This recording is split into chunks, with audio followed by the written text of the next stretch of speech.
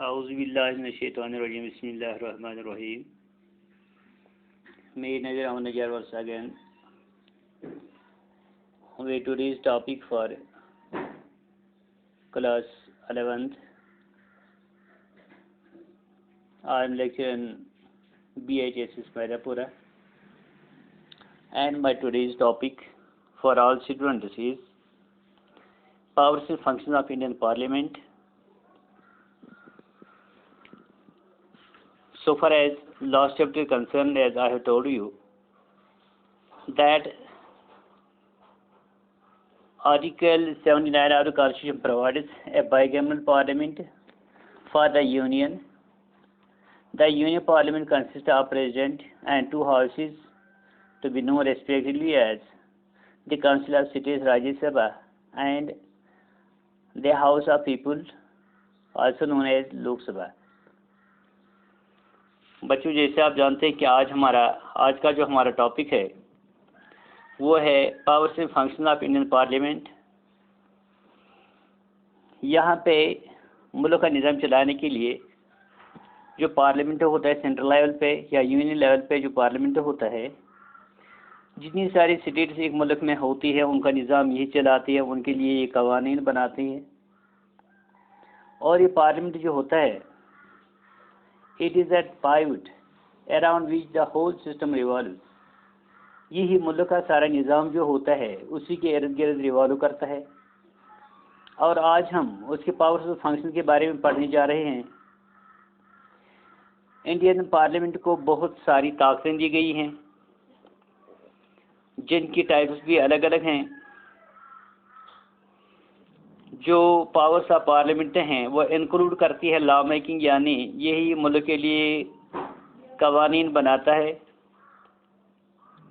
और यही उसके फाइनेंशियल पावर्स भी हैं, इनके एग्जीक्यूटिव पावर्स हैं और जुडिशियल पावर्स भी हैं। तो इसलिए इस तरह हमने देख लिया कि जो पार्लियामेंट होती है ये लेजिस्लेशन होती है या लेजिस्लेचर होता है कंट्री लेवल पे, जिसे कानून साजिया कहते हैं। कानून कहते हैं लाज को, जैसे हम जानते हैं, और साजिया कहते हैं बनाने वाले को, यानी यही कवानीन बनाते हैं पूरे मुल्क के लिए। तो सबसे पहला पावर जो है इसका वो लेजिस्लेटिव पावर है। यह जो पार्लियामेंट को राइट है कि ये फ्रेम कर सकते हैं लाज तमाम मुल्क के लिए, जितने सारे कवानीन की ज़रूरत है यही पार्लियामेंट जो होती है यहाँ पे ये लाज फ्रेम करती है। ये फ्रेम कर सकता है लॉज, यानी पार्लियामेंट जो है ये बनाता है लॉज, जो बनाता है बहुत सब्जेक्ट्स पे, जिनमें यूनियन लिस्ट भी आता है और कंकरेंट लिस्ट भी आता है। यहाँ पे 3 मद पे कवानीन बनाए जाते हैं। उनके नाम हैं स्टेट लिस्ट, यूनियन लिस्ट और कंकरेंट लिस्ट। स्टेट लिस्ट में क्या होता है, जो स्टेट एक रियासत होती है वो अपने लिए कवानीन बना सकती है, उसको एक इख्तियार दिया गया है, तो उसे स्टेट लिस्ट कहते हैं। जिन मदों पे स्टेट जो है कवानीन बनाती है, यहाँ पे जिम्मेदार उसका होता है लेजिस्लेटिव असेंबली होती है। ये पुलिस के लिए लॉज बनाता है, फ्रेम करता है। एग्रीकल्चर के लिए यहाँ पे ये लॉज जो है फ्रेम करता है। वाटर इरिगेशन जो है उसके लिए यहाँ पे हाई कोर्ट के लिए, प्रिजन या लोकल गवर्नमेंट या PHE होता है, उनके लिए स्टेट लेवल पे जितने सारे कवानीन बनाए जाते हैं वो स्टेट लिस्ट में आते हैं। उनकी कुल तादाद जो थी वो 66 है असल में, लेकिन इनको रिड्यूस किया गया है, 5 में तरमीम करके उसको 61 पे समाया गया है। तो यहाँ पे उसके लिए स्टेट लिस्ट में 61 लॉज हैं यहाँ पे, जिन पे स्टेट कवानीन बना सकता है। और दूसरा पॉइंट है यहाँ पे जिसे हम यूनियन लिस्ट कहते हैं या सेंट्रल लिस्ट कहते हैं। यहाँ पे पार्लियामेंट को इख्तियार दिए जाते हैं। पार्लियामेंट बहुत सारी चीज़ों पे, यानी ये सावरीन होती है, पार्लियामेंट जो होती है ये मुल्क की सावरीन पावर होती है। तो ये बहुत सारे मदों पे यहाँ पे कवानीन बना सकता है। तो सबसे पहले अगर हम डिफेंस की बात करें उसके लिए जितने सारे कवानीन की ज़रूरत होती है यह यूनियन लिस्ट में आता है, सिटीजनशिप यूनियन लिस्ट में आता है, रेलवे आता है, यहाँ पे एयरवेज आता है, यहाँ पे वार और पीस आता है, एयरफोर्स आता है, यहाँ पे बैंकिंग सिस्टम आता है, टैक्सेस का इनकार करना या बाकी CBI वगैरह जो होता है, सेंट्रल बैंक ऑफ इंडिया जो होता है, ये उसके मद में आता है, उनके लिए इख्तियारात बना सकता है। तो ये टोटल 100 हैं, लेकिन यहाँ पे अभी ये 97 पे समा दिया गया है, यानी उसके लिए 97 है यहाँ पे। और उसके बारे कंकरेंट लिस्ट वो लिस्ट होता है जब यहाँ पे सेंटर जो होता है ये both for city and centre can make laws, it can make laws for both centre and city, तो इसे कंकरेंट लिस्ट कहते हैं। उनकी कुल तादाद 52 थी, लेकिन उनमें कुछ में अमेंडमेंट करके उसको 47 पे रखा गया है, यानी उसमें 47 हैं। ये आर्टिकल 248 के तहत यहाँ पे यूनियन लिस्ट जो है वजूद में आया है। जिन मदों पे कंकरेंट लिस्ट जो है कवानीन बना सकता है वो है trade union, population control, criminal control, protection of forests, protection of population, education, forest management and marriage and divorce वगैरह जो हैं ये इस कंकरेंट लिस्ट में आते हैं। तो यहाँ पे पार्लियामेंट की बात हुई, तो पार्लियामेंट को इख्तियारात है यहाँ पे कि ये यूनियन लिस्ट या कंकरेंट लिस्ट पे लॉज बनाती है।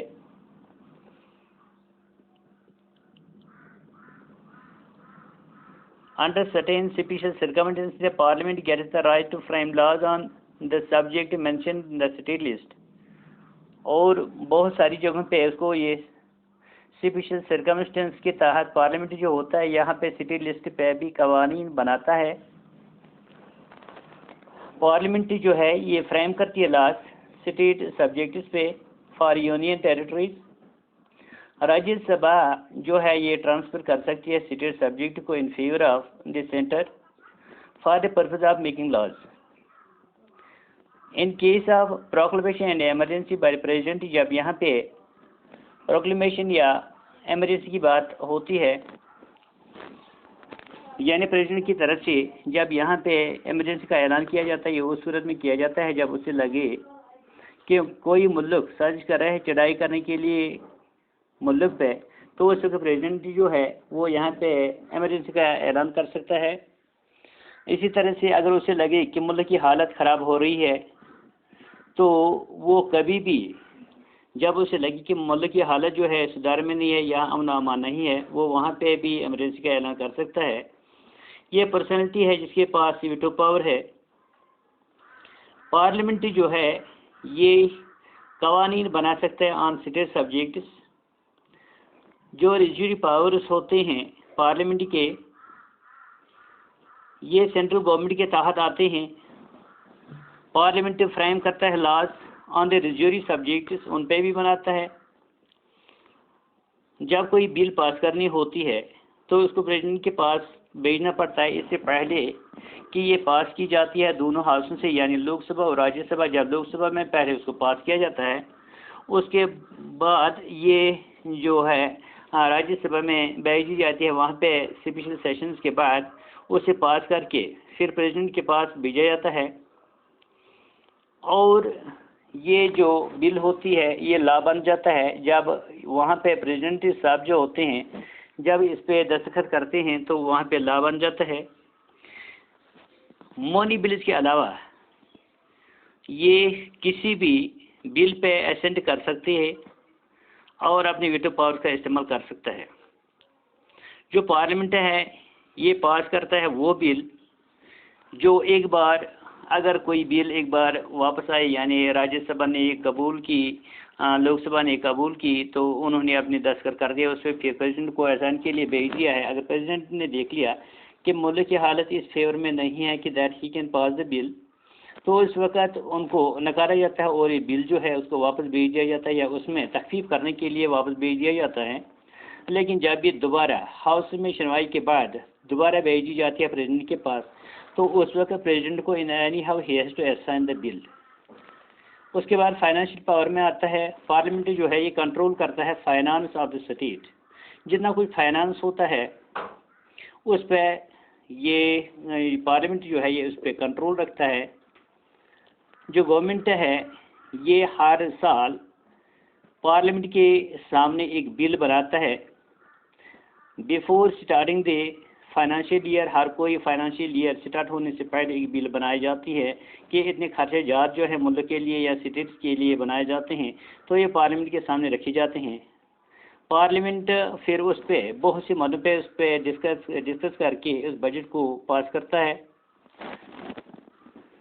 गवर्नमेंट जो है ये न तो लोगों पे टैक्स का इनकार कर सकती है और न उस कोई भी मौनी जो है कितना भी सरमाया जो है पैसा जो है ये तब तक खर्च नहीं करता जब तक उससे पार्लियामेंट से मंजूरी न मिले। यानी पार्लियामेंट के मंजूरी के बाद ही कोई बिल जो है कोई पैसा जो है खर्च किया जा सकता है और प्रेसिडेंट जो है उसको अपने इस बिल पे एहसान देना ज़रूरी होता है। उसके बाद ये पार्लियामेंट से पास की जाती है। तीसरा जो है वो है कंट्रोल ओवर एग्जीक्यूटिव।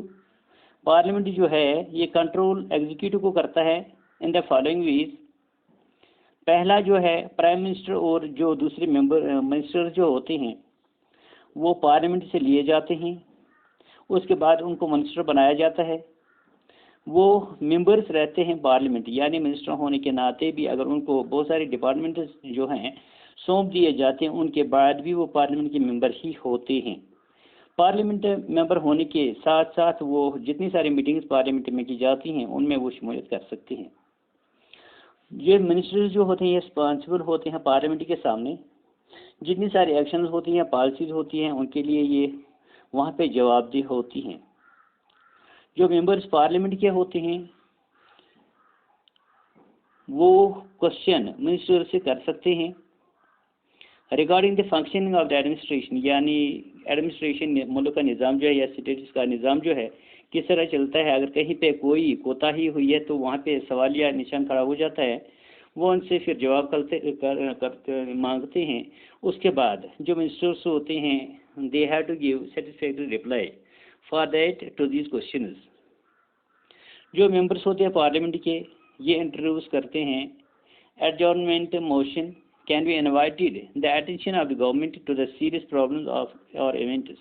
जितने सारे मेंबर्स होते हैं पार्लियामेंट के ये वक्तन फवक्तन या हर वक्त जो है गवर्नमेंट को आगाह करते हैं जितने सारे सीरियस प्रॉब्लम्स होते हैं या इवेंट्स होते हैं उनके बारे में ये गवर्नमेंट को खबरदार करती है। डिस्कशन के दौरान जब बजट पर डिस्कशन किया जाता है उसमें बहुत सी सुनवाइयाँ होती हैं, उसका बहुत सी डिस्कस किया जाता है बजट पे। जो मेंबर्स ऑफ पार्लियामेंट जो होते हैं यही डिस्कस करते हैं working of different departments of the government and criticise policies of the government. और ये मेंबर जो होते हैं पार्लियामेंट मेंबर जो होते हैं यही working of different departments of government जो है उनके लिए यही जो है डिस्कस करते हैं।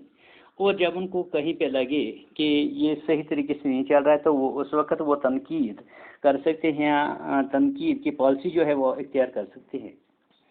उसके अलावा चौथा पावर जो है वो जुडिशल पावर है। जुडिशल पावर में आता है कि पार्लियामेंट जो है ये रिमूव कर सकता है प्रेसिडेंट को from the office through impeachment. उसके लिए एक लाहेअमल यहाँ पे किया जाता है जिसे इम्पीचमेंट कहते हैं। इम्पीचमेंट वो चीज़ होती है जिससे पार्लियामेंट जो है सदर को बरतरफ करती है और ये पार्लियामेंट के पास इख्तियार है कि वो वाइस प्रेसिडेंट जो होता है उसे भी ऑफिस से हटा सकता है। पार्लियामेंट जो है ये हटा सकता है जज जो होते हैं हमारे हाई कोर्ट के स्टेट लेवल पे और सुप्रीम कोर्ट जो कंट्री लेवल पे होते हैं उनको भी पार्लियामेंट जो है तो उनको भी वो वोट ऑफ नो कॉन्फिडेंस की रेजोल्यूशन से हटा सकते हैं। इसके बाद इलेक्टोरल पावर्स में आता है जो इलेक्टेड मेंबर्स जो पार्लियामेंट के होते हैं वो पार्टिसिपेट करते हैं। जो डिफरेंट सेशंस और पार्लियामेंट होते हैं या इलेक्शन होता है प्रेसिडेंट का, वो उसमें हिस्सा ले सकते हैं। ये वाइस प्रेसिडेंट जो होता है ये elected by members of both house of the parliament, यानी जो वाइस प्रेसिडेंट होता है उसका इंतखाब जो होता है जितने सारे मेंबर्स होते हैं लोकसभा या राज्यसभा में, तो उनके वोटों की वजह से ही वो मुंतखब किया जाता है। उसके बाद है अमेंडमेंट ऑफ द कॉन्स्टिट्यूशन, यानी अगर उनको कहीं पे लगे कि आइन में कहीं पे तरमीम करनी ज़रूरी होती है तो पार्लियामेंट के पास ये इख्तियार है। It is a parliament which can initiate the resolution, यही वो है जो करारदाद के इनिशिएट कर सकता है, को इनिशिएट कर सकता है for the amendment of the constitution, यानी अगर कहीं पे कॉन्स्टिट्यूशन को अमेंडमेंट की ज़रूरत हो तो ये पार्लियामेंट जो है जो इसमें इनिशिएट करता है। कुछ प्रोविजन है यहाँ पे कॉन्स्टिट्यूशन के जिनको अमेंडमेंट किया जाता है only by the parliament in some important matters and amendments. कुछ अच्छे जो इम्पॉर्टेंट मैटर्स हैं यहाँ पे अमेंडमेंट के या प्रपोजल्स जो होते हैं after being passed by the parliament और to be sent for approval to legislature of the cities. उसके बाद जो अमेंडमेंट की जाती है, अगर किसी सिटी के लिए किसी कवानीन में अमेंडमेंट की जाती है, तरमीम की जाती है, उसके बाद ये लेजिस्लेचर जो सिटी लेवल पर होता है उनको ये अप्रूवल के लिए भेजा जाता है। जो सिटीज जो होती है वो इंट्रोड्यूस नहीं कर सकते हैं एक करारदाद को ऑफ अमेंडमेंट ऑफ कॉन्स्टिट्यूशन, यानी उस करारदाद को वो जो है इंट्रोड्यूस नहीं कर सकते हैं। तो इस तरह से हमने देख लिया आज कि जो पावर्स ऑफ पार्लियामेंट है they it is having vast wideness of powers, it is having a great source of powers, so it is being treated as a pivot of the whole country around which the whole system of the country revolves। इस तरह से बच्चों हमने आज देख लिया है कि हमारा जो टॉपिक था वो पार्लियामेंट के बारे में है। Now same will be given to you in English। The Indian Parliament has been given many types of powers. The powers of the Parliament include law-making or law legislation, financial, executive, and judiciary powers. Judicial powers. Power number 1, that is legislative power. The Parliament has the right to frame laws for the whole of the country. It can frame laws on the subjects mentioned in the union list and concurrent list. Under certain special circumstances, the Parliament gets the right to frame laws on the subject mentioned in the state list. The Parliament frames laws on the state subjects for union territories. The Rajya Sabha can transfer a state subject in favor of the centre for the purpose of making laws. In case of proclamation of emergency by the President, the Parliament can legislate on state subjects. The residuary powers are under the control of the central government, and so Parliament frames laws on all the residuary subjects. The bill is sent to the President after it is passed by both houses. Except the money bill, he can give his assent and make use of his veto power. If the Parliament passes that bill for a second time, then the President is bound to give his assent to the bill. Second one, that is financial powers. The Parliament controls the finance of the state. The government places the budget in the Parliament before the start of every financial year. The Parliament discusses the budget and gives its assent to the bill. The government can neither impose any tax upon the public nor can it spend the money without the approval of the Parliament. The President will have to give his assent to the money bill passed by the Parliament.